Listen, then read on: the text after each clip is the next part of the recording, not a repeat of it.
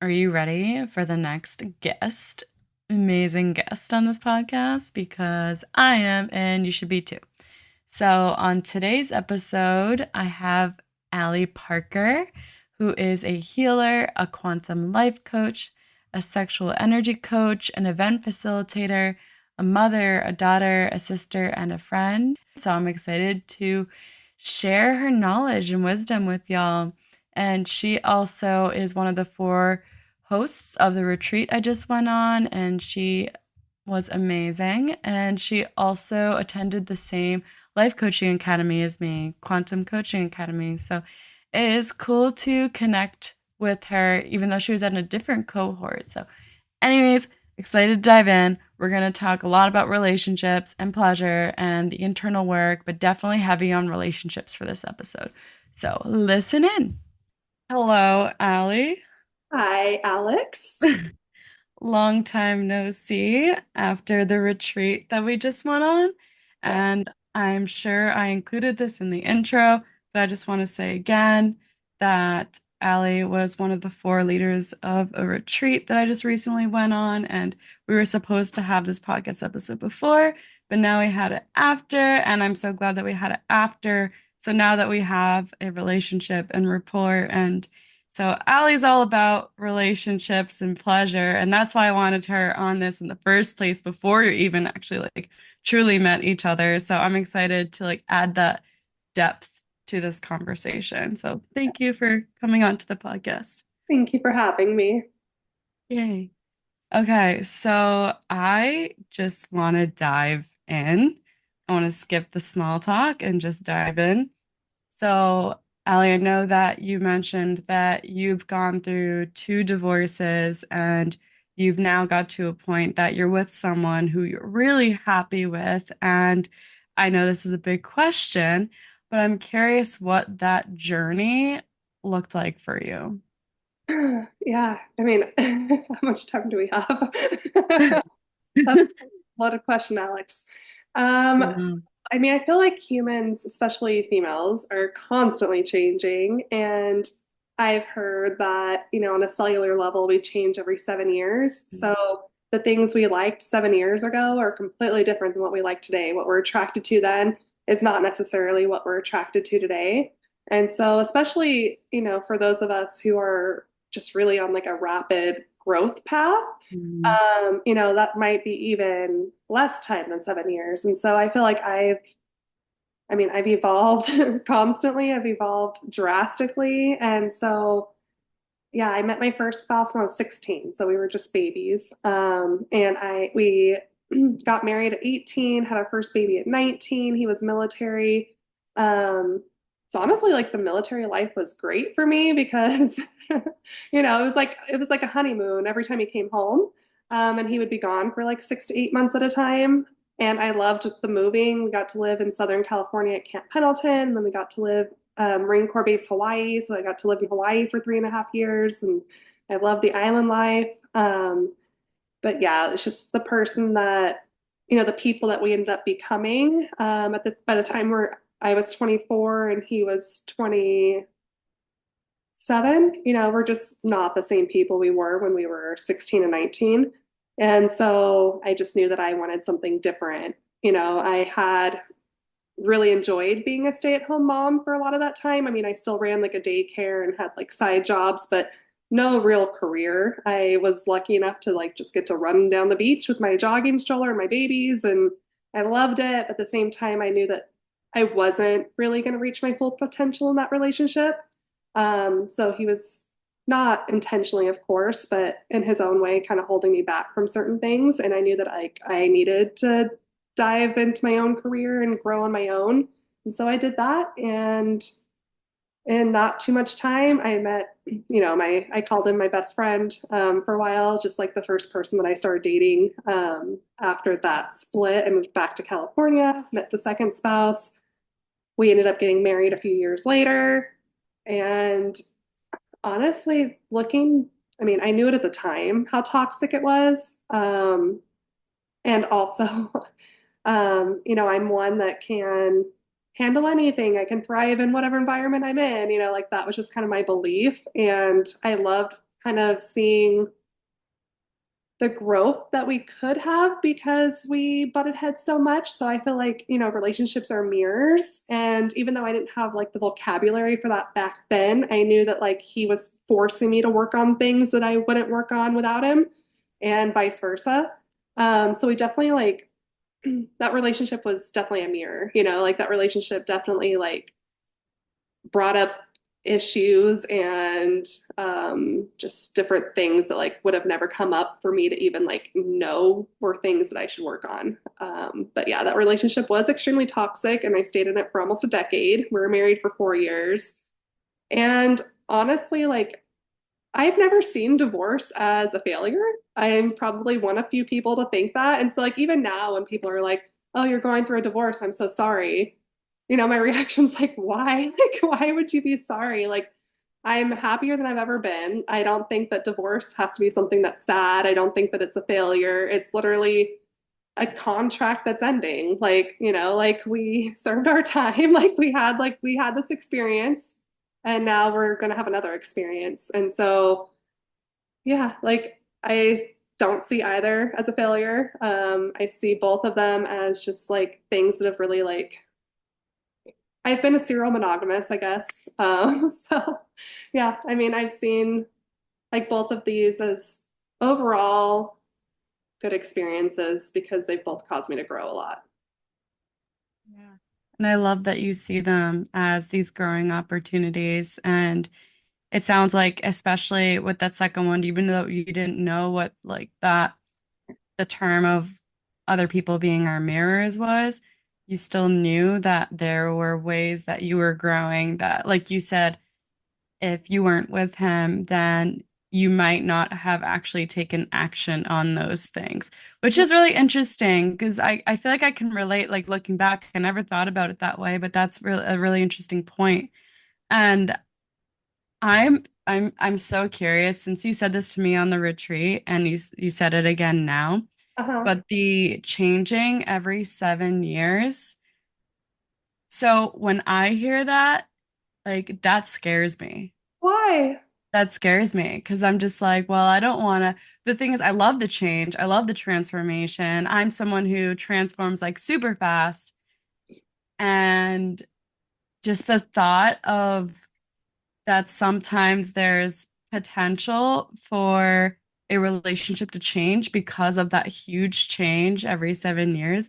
I'm just like, oh my God, what if it like ruins the relationship? And of course, that's just like a subconscious fear, right? But I'm curious, like, how do you see that? Like, in what light do you see that? And again, this was my like subconscious reaction, even though I know there's like more to it. Yeah, I mean, I feel like anything really in life is just whatever we make of it. So like if we already know that, like we're changing, like it's just up to you and your partner whether or not you're going to, change and grow together or if you're Mm, growing and changing in different ways. And so I do believe that some relationships are built to last, it's just both mm, partners have to really prioritize that. I just, have had two relationships where I knew that I would grow in the direction that I want to grow in without them. And I knew that we were not growing in the same direction. And I knew that something that's going to benefit like my future self mhm, is out there. And I knew that something better for me is out there. Um, I knew that more pleasure is out there. mm, I just really knew that like these partners are not what's best for me in the future. But I also believe that, some people, like some people do find their person that they're willing to just keep growing and evolving and having like a series of four different relationships with throughout their lives. I work with senior citizens, so I'm with people that have been married for 65 plus years. And, like, so I have like that really great insight too. So I love that. I love that part of my life as well because I feel like when you meet people at those ending years of their life, they can really just like give us so much insight, let us know what's really important, like the things that didn't matter as much, the things that they worried about that they shouldn't have worried about. And Yeah, like the people that I talk to that have been married for like over 60 years, it's because they literally had like four different marriages with the same person, because we're changing so much. That's cool. That's cool. Like four different marriages with the same person. I love that. And and if you put it that way, like that just sounds so much more beautiful of an experience to be able to just marry each other over and over and to just be unconditionally loved regardless of the changes that you make. And I feel like that shows that we can really see each other as souls, as we change in our human experience, but we still love each other's souls.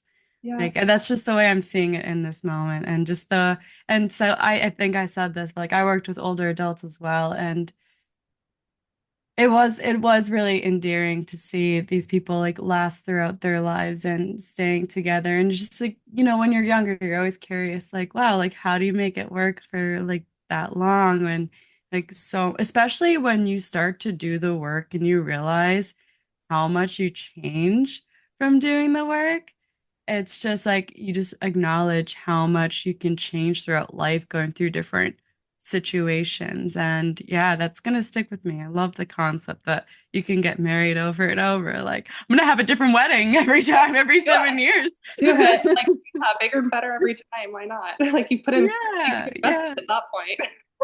yeah.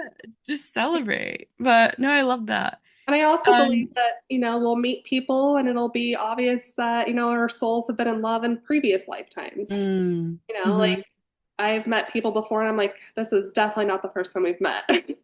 Yeah. Yeah. I definitely felt that. Yeah.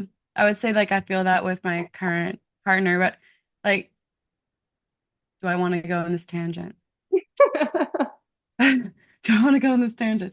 All right, let's go on the tangent and then I have a few other questions that I want to like touch upon in the story you Yeah. gave me. But just oh goodness, what was the question? It It's was about gone. knowing your spouse for over several lifetimes. Oh, yes, thank you.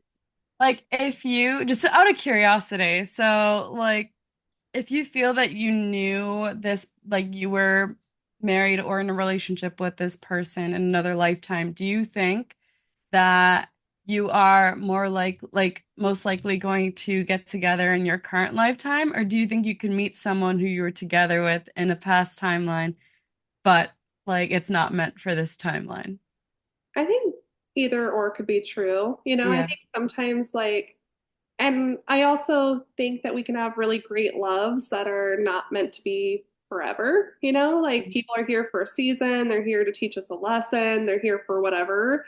And Yeah. so, like, you might have had like somebody that like you were married to in a past lifetime, but like in this lifetime, you're so evolved and Mm, you really connect with them, but they might just be here as like a really great fling for a year, that teaches you something or whatever.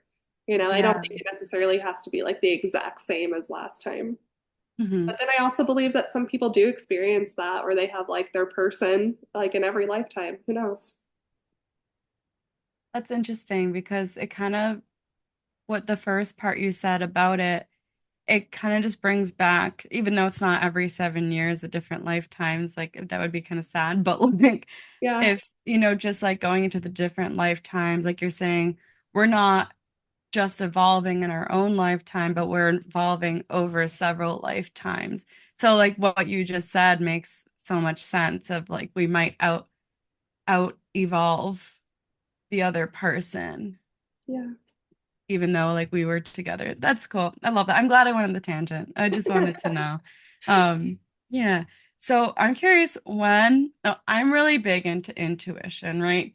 So, and I know that I've been in toxic relationships where I don't even know if I love using the word toxic because like it just at the end of the day, it's just we're both people who are being All human. toxic. We're all toxic, yeah. So like it neutralizes the term toxic. But yeah, so with like knowing it was toxic, what were the signals as to knowing that was the case at the time?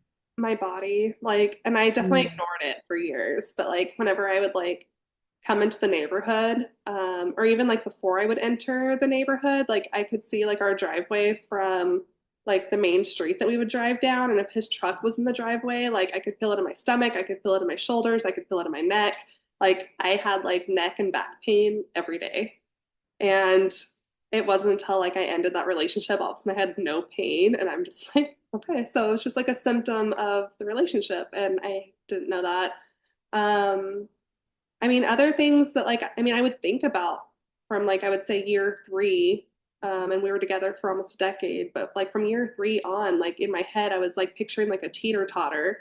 And like on one side was like joy and pleasure, and the other side was like stress and anxiety. And it's like, how's this teeter-totter going right now? Like, is this person giving me more joy or more stress? And so like, I feel like if, the teeter-totter is going the wrong way, like that's really all you need to know. Like, does this person bring more joy to your life and more positivity, or does this person actually make your life harder? Yeah, but I But mean, so like, there wasn't anything like textbook, like get rid of him. Like, there was no mm, cheating, there was no like drugs, there was no like, any of like, there was no physical abuse. I mean, mhm. a lot of things could be considered probably emotional and verbal abuse, yes. But there was nothing that like, if I told my friend, they'd be like, oh, yeah, that's divorce worthy, or like my mom or like whoever. Like, there wasn't anything like black and white like that, but it was like my whole body just like was like, this is not your person anymore. Yeah. It's interesting how it started at year 3 out of 10. Yeah. Like, I can't even imagine feeling that for 7 years. Yeah. I mean, like, there were definitely good times mixed in there, but it just finally got Mhm. to the point that, like, there were, like, those were few and far between. And Mhm. that's when I was just finally like, okay, the teeter totter has just been like completely like down on one side like for too Yeah. long now. And yeah. So I mean, I feel like I mean, people, mostly women, will like really put in so much effort to like, keep the relationship alive and to like, like fix it and to like work on themselves and their partners and like to just do everything imaginable to like make the relationship better and make it work. And so like, now like when people ask like, how are you doing or whatever, I'm like, I'm fantastic. I've never been happier. And they're like, yeah, okay, sure. But like everyone's sad because my divorce will finally be finalized on Monday. So it's not even finalized yet. And so like whenever I share that with someone, they're like, okay, yeah, Allie, like toxic positivity over here. Like, I'm sure you're sad. Like, I'm sure you're crying, blah, blah, blah. And honestly, no, like, I have not cried a single tear since like he actually left the house. And I feel like that's also because like as things, like as things are slowly falling apart, like as you're like making that decision, like, to end things, like we're already mourning the relationship, like we've already cried all the tears. Like he made me cry for over 7 years, so like I'm not going to cry now. Like now I'm free. And so like I feel like that is how a lot of times, like, speaking generally, but that is how like kind of males and females differ in many ways now is that like when the divorce is final, like that's these days when the men are usually like depressed and sad. And that's now these days when like women are like starting companies and buying Mercedes and like going on big trips, like because we put in our time, like we've already cried the tears. Yeah, and I remember you saying that on the retreat to one of the participants that like maybe she doesn't need to express any more like sadness because maybe she did already experience that sadness. And when you said that, it clicked with me because I have preached over and over because like I've experienced this that like when I'm over someone, I was over them like a long time ago. Yeah, Like it did not happen towards the end. It happened a while ago. yeah. And like you said, you do cry the tears during that time period. And like it's just I think just us as women have such strong intuition that we were already feeling that shittiness Mhm. like in our body before it actually ended. And it's interesting how you say like free because like you said, when you didn't see that truck anymore, your body didn't have those pain reactions anymore. So of course that's freeing to Yeah, not have that reaction. Like, of course yeah, that's so freeing. And like even with my longest relationship, which was not as nearly as long as yours, but like an ex, I think I cried one day yeah. after the fact, and like I felt pretty good, and all my friends were like I really appreciated them taking care of me and comforting me. Like they did a lot for me after that. But I was like, honestly, I'm okay. So it's interesting how you point that out, that sometimes we just don't actually need to talk it through when we've already done that within our body.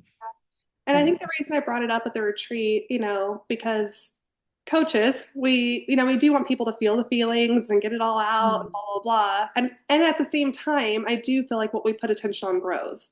So like if we are constantly obsessing over the same problem, like you're gonna stay in your little cubicle that you build of sadness.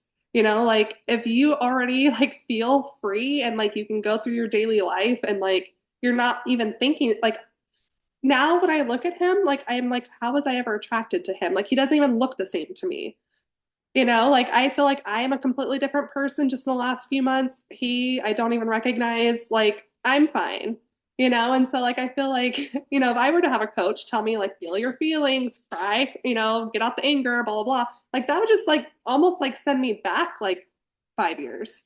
And so, like, if you've already mourned, like, why not live in, like, your little pleasure bubble and, just go through life, like, fucking happy? yeah, it kind of sounds like, why bring you back to like more of a victim hmm stance when you're already the victor, Yeah. you know? But yeah, that's interesting. And I agree that it is hard. It's hard to determine sometimes like how much you should just like feel those feelings versus like are you just repeating yourself and going back to something that's actually pretty healed. And sometimes there's something else to work through, but like sometimes not. Yeah, And sometimes not. yeah, sometimes not, which is also great because then you already did the work. Yay. Yeah. um yeah. So I'm also curious, when you were in that toxic relationship, when or what is it that you realized you're being pushed to grow that you think you might not have grown otherwise? Yeah. So, in like a weird, twisted way, my way of like escaping like the unhappiness and the stress of the relationship was definitely to like be in like my dream state. So like I was like that's when I really like dove into like, my like that's when I started like the coaching programs and like got into like a lot of like personal development classes and like really focused on like like my like working out and like all of these things and doing like a lot of visualizations like with my higher self. And it's because I wasn't happy like in the present and like in my current state. And so like it really caused me to like get into like that dream mode. And I was literally like in that mode more often than I was like grounded in the present. So like that's when I started my business. Like it's when I did all of these things, but it was because I didn't want to be like present. And so like it really did focus, like it really did force me to like step into my higher self because I was always like with her in my head, because it was almost like an escape.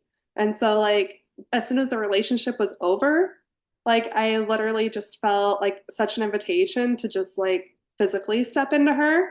And so he like actually left my house in February.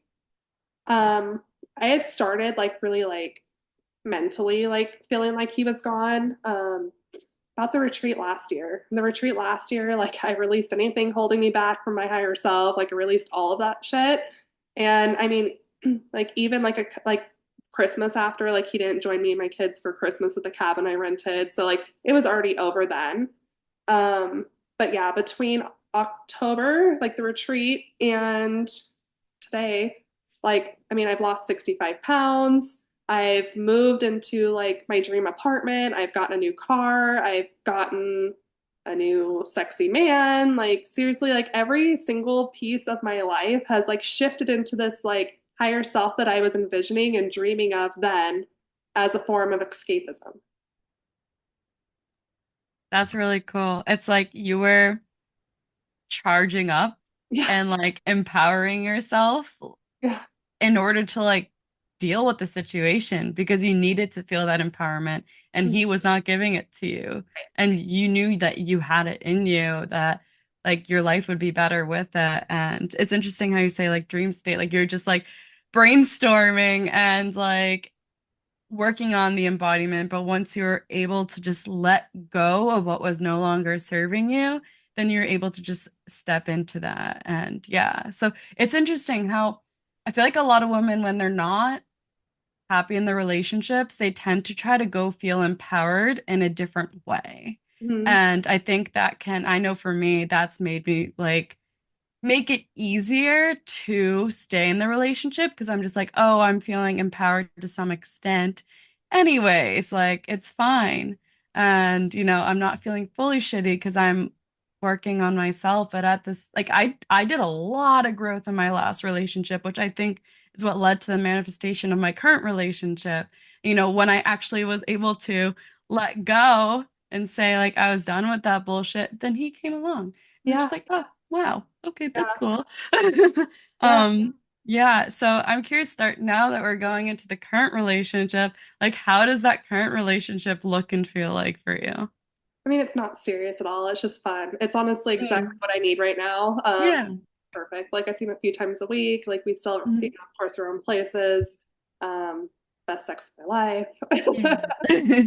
But yeah, it's just a lot of fun. Like I call him my muse because he's inspired a lot of the work that I'm doing now. But yeah, I mean, just to also add to what we are just talking about, I feel like, like as we're working on ourselves, like our frequencies are gonna like have a bigger and bigger gap. And so like it really does make you like less and less compatible with that person that you're unhappy with, And so like between like years 3 and 10, like that gap had just grown more and more and more to the point that like we're literally like so far in frequencies that like, like me dating now, like I would never go on a date with him, like even if like I had never known him. And it's just because we're literally like so opposite.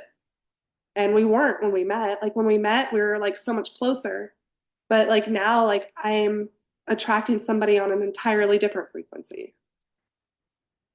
Yeah, and I feel like there's nothing wrong with it not being like super serious as long as it's making you happy and he's at that frequency, like you're not settling for that lower frequency because obviously when you're at a higher frequency and you get into a relationship or any sort, even a friendship, and it's at a lower frequency, it's naturally going to bring you down. Yeah, Like, this is something that like I've been thinking about because I'm just like, yeah, I could do my best to like hold that high frequency everywhere I go with anyone I'm with. But realistically, if there's people that are at lower frequencies, like I'm gonna naturally start getting pulled down by them just inevitably, because that's just how humans are. Like we are just like social creatures.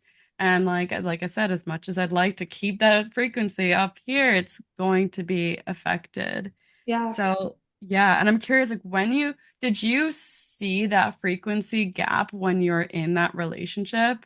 I did. Like, well, I mean, I've always been pretty intuitive. I just like, I went through like a stage where like I was kind of like hiding from my intuition, I think because I didn't like what it was telling me. But then whenever I decided to really embrace it, yeah, I could like feel it and see it like growing bigger and bigger. And I just knew that like I was never going to be as happy as I can be. I was never going to like have as much money as I could have because he had a really bad relationship with money. I knew that, he was just real, like it felt like a weight. Like it felt like I was like dragging a weight around, like dead weight. And I just knew that like how much better like my physical body would feel once I released that weight. Yeah, it's just not weighing you down, not weighing that frequency down anymore. Yeah, I feel you. And I think that anyone who's been through a breakup, especially being the breaker upper, and someone who's like thrived can relate to that feeling for sure. I mean, Yeah. somehow I've been married twice and I filed for divorce 3 times. Wait, how? Three times? Well, I had actually filed for divorce with him like a year and a half before I filed for divorce a second time with him because we decided to work on it. I see. Yeah. I see. If you were to give anyone advice who's in a relationship that they're feeling not good in their body about, what would you say to them? Would say to look inward first. You know, Mhm. relationships are mirrors, and so we have to take that for everything it is. You know, that also means it's not always the other person. A lot of times we are triggered or activated because somebody's bringing something out within us that we don't like. And so I'd say always look inward first and also show ourselves love first. You know, like we're never gonna hear exactly what we want to hear from someone else. We're never gonna be treated the exact way that we really want to be treated by somebody else if we're not doing that for ourselves. And so I'd say to be your own best spouse and partner first. And also, it's really hard to treat somebody poorly who treats herself like a queen. You know, like if you're treating yourself like a queen, you're going to attract people on the frequency that also want to treat you that way. And you're going to know that if somebody is not willing to do that, like you don't have you don't have the time for it, you don't have the energy for it. You know, you've set the bar because of the way that you treat yourself. And so I'd say like that's number one, like always treat yourself the way that you want to be treated. I love that. Just like keeping those standards. There's Yeah. like, I think there's that difference between standards and expectations. Cause like you said, there's no one's gonna be the exact person that you want them to be at every single moment. And like holding that expectation for someone is just gonna be a killer for the relationship, but like holding those standards of being treated the way you want to be treated, and especially like, being treating yourself as a queen and being your own best partner, you're going to have those standards. Yeah. Well, because if you are treating yourself like a queen, you acknowledge that you're human and that you're not perfect all the time, but you're also doing the work and healing, and that you do love yourself, and that's the standard you expect that you have for others, but not expecting to them to be that like perfect person either, you Yeah. know? Yeah. I mean, they say expectations are the killer of joy, you know, Hmm. like, and then also just to kind of go back to like feeling it in your body. I mean, definitely listen to your body. You know, if you're away from somebody for a couple of weeks and that pain in your back and neck goes away, listen to your body. You know, like I feel like our intuition, it's there for a reason. A lot of us ignore it because sometimes we don't want to, we don't want to hear what she has to say. But yeah, listen to your body for sure. Um, treat yourself like your best friend. You know, how would you what would you say to your best friend if her boyfriend or spouse was, treating her or talking to her the way that your boyfriend or spouse is talking to or treating you? Because a lot of us would, kick his ass. But but also like we're allowing that interaction between our spouse and ourselves. Yeah, it's interesting how when you put it in like a third person perspective or like a different person's perspective, it just changes the whole game. But when you're in it, it just feels so different. Your emotions are swaying you certain ways. But it's I love that you said like if you are away for a few weeks and then you're not feeling that pain anymore, it's just like knowing like separating yourself from that situation can really show you a lot of things about your relationship. And honestly, maybe I should start preaching that people should take like 2 week vacations and like see how they feel. Because like also that change in environment, I'm very environment based and I think a lot of people are, but like if it's just you step away from that daily life with that person and you see what life could be like, or like you said, how you feel, especially how you feel without that person, all the time. And obviously you can't just be texting them all day or calling them all day, but just like truly like take that time with yourself. And honestly, like I would say the one of the biggest things for me to realize my last relationship was not it for me was I preach this all the time, solitude. Like even just like 2 day trips. Hmm. Like I would go to like New Hampshire and stay a night and or maybe just hike the whole day somewhere. And that really helped me like see things different Yeah, slowly. But I completely agree. Like if you were to step away, like how would you actually feel about this without your emotions being so deep in it? yeah. And say like halfway through your little vacation, like, do you think that like your next half of your vacation would be better with them there or like less fun with them there? You I know, love that. because like I would do things like just with my kids or whatever, or like with my family, and like it felt like such a relief that he wasn't there. You know, like Mhm. I felt better in my body when he wasn't there. I didn't miss him, Mhm. you know, and so like if you like legitimately are missing this person and you would have a better experience with them by your side, yeah, it's worth working on. If Mhm. you're like in a place where like, you know, I'm having such a good time and I wouldn't be having such a good time if he was here, like probably not your person. I think those are great points. I think those are great questions to ask yourself. And like they might not feel simple in the moment, but I feel like your body would know. Like in your mind, like you might not necessarily know and come up with excuses as to like, oh, maybe I don't miss him because I just needed a break from the world or, just come up with all these excuses. But like you said, I feel like like feeling into your body, how that feels like it definitely. I think it's Yeah. pretty simple actually, and we just make it complicated. Yes. Yes. Yeah, exactly. It is simple and we make it complicated. We I try to agree. talk ourselves out of what we know is the truth Yes. Oh, for sure. And I think that we've done that many, many, many times. over several lifetimes. Yes, for sure. And it's so funny because now I'm like, your intuition is your superpower. Like you get to know the answer right away. Like, how amazing is that? Yet we make it so complicated that we spend years not listening to it. And it's just so funny that we literally have the answers, Yeah. but we don't listen to it. And it just like, you can just collapse so much time by just taking that step forward. And I think sometimes I know for me, following my intuition, I can feel kind of delusional in the moment, but like knowing it's going to lead to something better. But yeah, I agree with everything you're saying. Yeah. Um, I'm curious when it comes to being your own best partner and your best friend, how does that look like for you personally?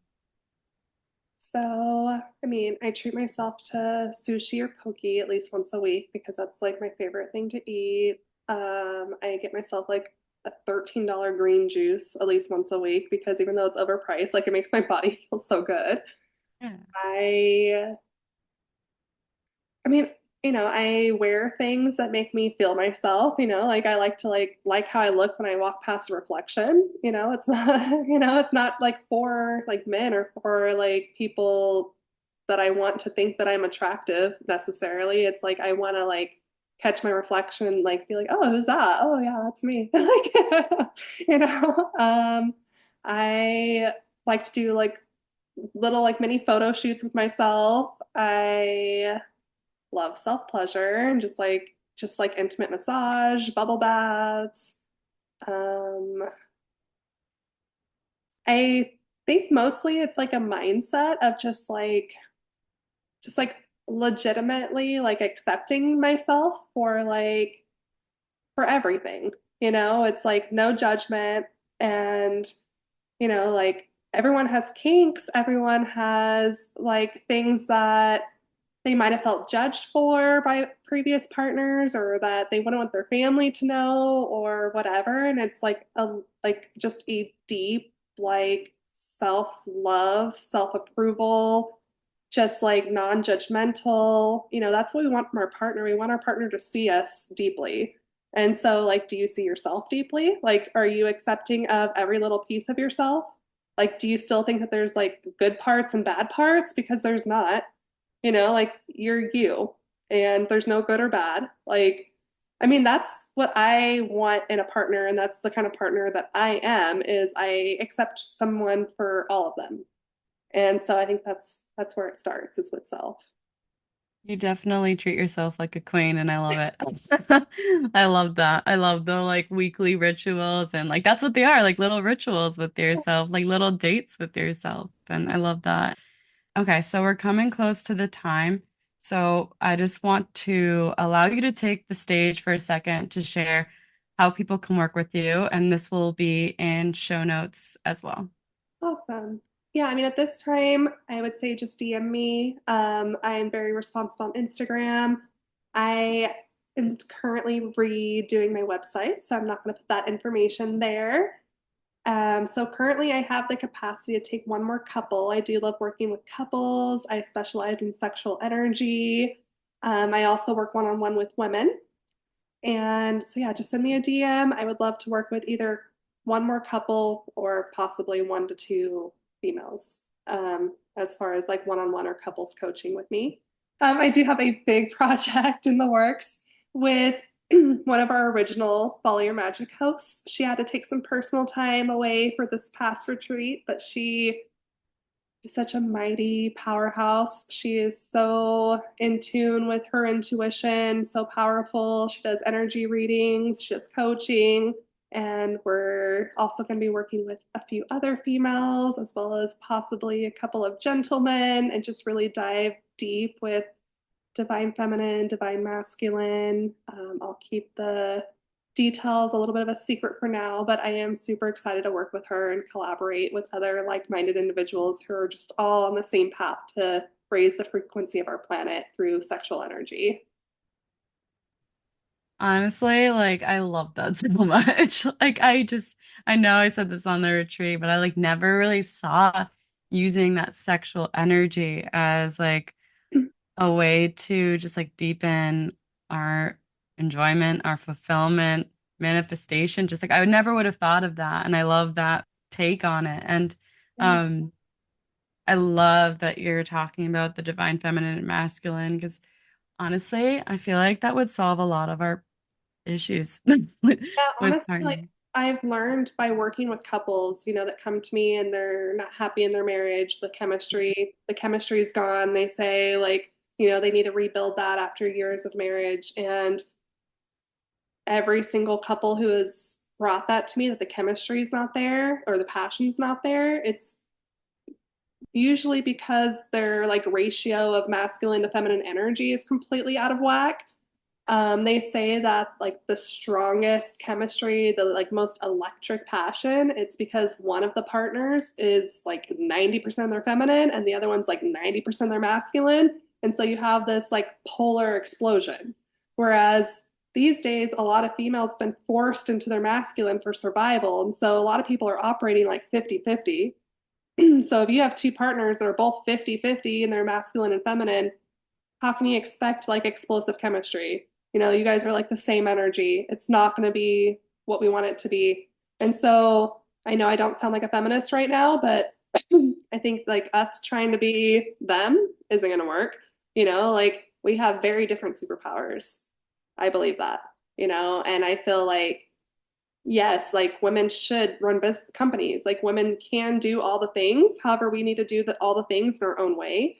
And we need to stop trying to do it like men because, like, honestly, we're limiting ourselves by doing that. Our superpower is our intuition, our creativity, our dancing through life. Like, we have such beautiful superpowers. And by trying to be like that structured, carrying all the things up the hill, like physically doing the labor, like all of like the masculine structure in businesses and like physical labor, like that's not us. Like, yes, I have actually worked as an electrician apprentice. Like I have like done like labor intensive jobs. Was I happy? Absolutely not. But I wanted to like learn how to use hand tools for some reason. Like we can do the things. Should we be doing all the things? No. Like I feel like women are should be completely valued for their intuition, like we were before Christ walked the earth.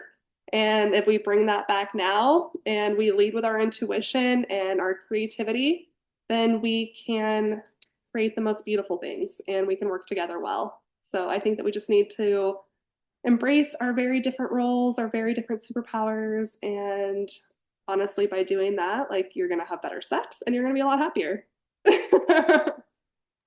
I'm like smiling so much because I'm just like, yes, yes. And like, this is stuff I only learned about like recently. And even though it's been recent, it's been a game changer. Like, it truly has. And my relationship was already great.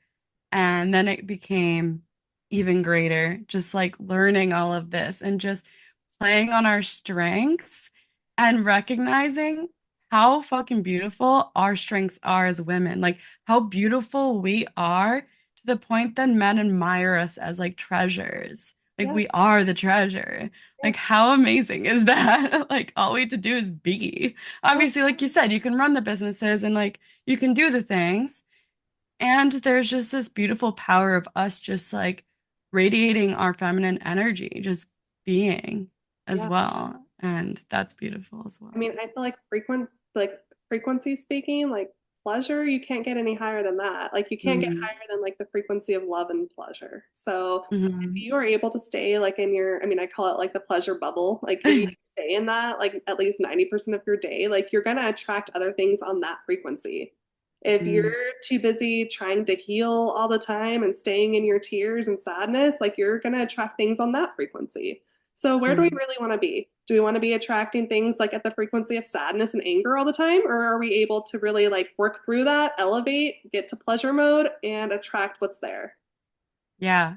Yeah, I think we can stay in that like self-sabotaging of that the inner work and just always going through the negative emotions when there's a huge part in leaning into that pleasure and that being the magnetic aspect of it. So we're not chasing all the time. We're not using our energy and burning out to chase.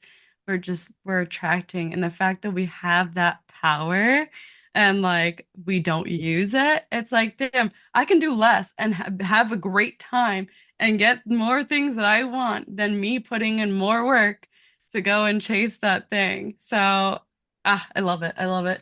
Um, and anyone who's interested in working with Allie, I'm sure you'll love it as well.